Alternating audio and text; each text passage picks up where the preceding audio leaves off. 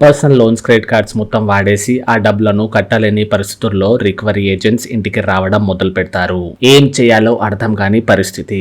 డబ్బులైతే కట్టాలని ఉంది, కానీ ప్రెజెంట్లీ టైం కావాలి. కానీ రికవరీ ఏజెంట్స్ హడావిడి మామూలుగా లేదు.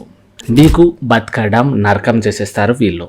ఇలాంటి సిచ్యువేషన్స్లో ఉంటే భయపడే అవసరమే లేదు. ఏ రికవరీ వాళ్ళు కూడా మిమ్మల్ని హరాస్మెంట్ చేయలేరు. అలా చేసే రైట్ వాళ్ళకి లేదు.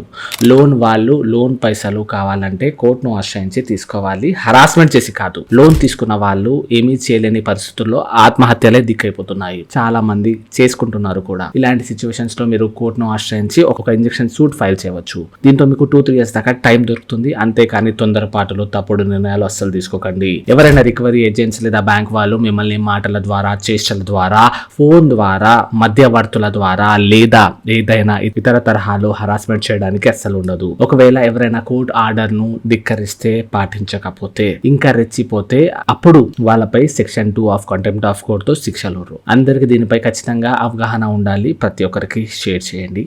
Thank you so much.